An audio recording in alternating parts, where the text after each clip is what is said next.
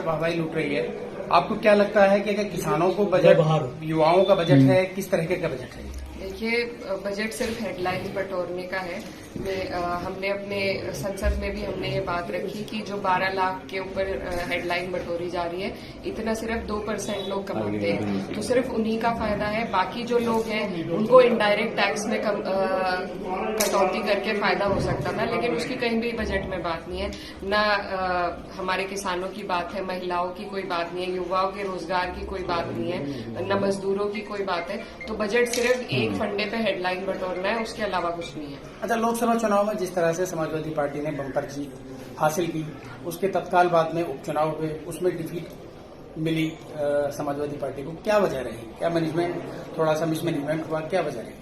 देखिए, लोकतंत्र है वैसे तो, लेकिन जो उपचुनाव हुए हैं उसमें तंत्र से चुनाव जीते गए हैं, उसमें जनता का कोई वो नहीं रहा है। कई ऐसी सीटें हैं हमारी जहां पर भाजपा नहीं जीत सकती थी, किसी भी वजह से कभी भी नहीं जीत सकती, लेकिन वहां पर भी वो चुनाव जीते हैं। तो जिस तरीके से लोकतंत्र की धज्जियां उड़ाई जा रही है वो सबके सामने है। इलेक्शन कमीशन जिस तरीके से अनदेखी कर रहा है वो भी सबके सामने है। तो ये जो बाई इलेक्शन है ये सरकार के होते हैं और उन्हीं के दबाव में प्रशासन ने, सभी लोगों ने मिलकर उनकी झोली में ये 9 सीट डाल दी है, जो कभी से कभी भी उन्हें नहीं मिल सकती। मतलब वेस्ट यूपी गन्ना बेल्ट कही जाती है और इस बार जो दाम है, समर्थन मूल्य है, उसको नहीं बढ़ाया गया है।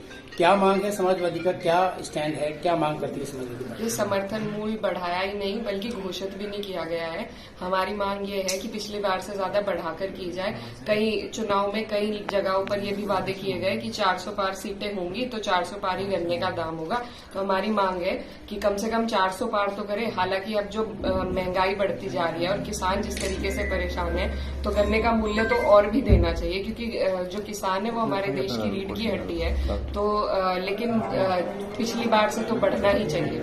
मैडम, कुंभ मेले में जिस तरीके से गवर्नमेंट ने 50 करोड़ का अपना ये डेटा उनके पास है कि 50 करोड़ वहां पहुंचे हैं शरणार्थी, लेकिन ट्रेजेडीज जो हुई हैं, जो कैजुअलिटीज हुई हैं, उसको लेके कोई स्पष्ट बात नहीं हुई है। और हाउस में, सदन में इस बात को लेके कोई चर्चा का कुछ प्लान है, क्या है, कैसे है? जी, हुई है इस पर चर्चा।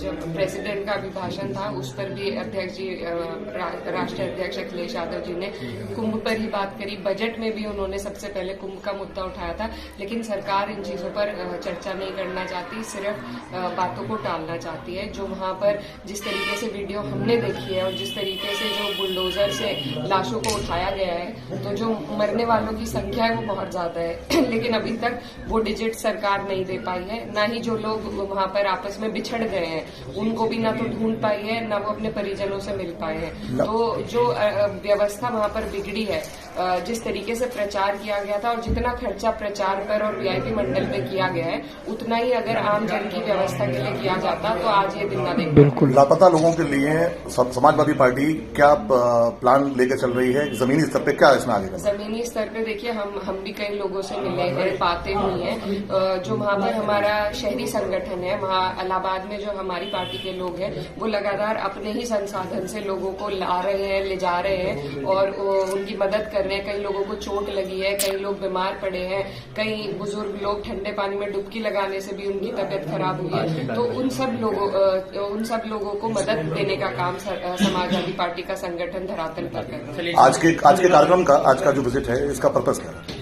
आज देखिए, बुलंदशहर के लोगों ने, यहाँ हमारी जो पार्टी का संगठन है, उन्होंने बहुत प्यार से मुझे बुलाया और काफी वक्त से हमारा विचार बन रहा था आने का।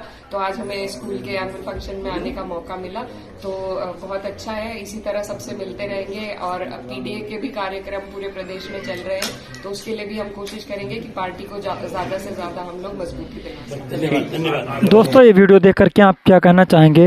इकरा हसन जी ने जो बातें इसमें कही हैं, क्या वो सच है या गलत? कमेंट्स करके जरूर बताना। मिलते हैं किसी और वीडियो के साथ। दुआ में याद रखना। जय हिंद।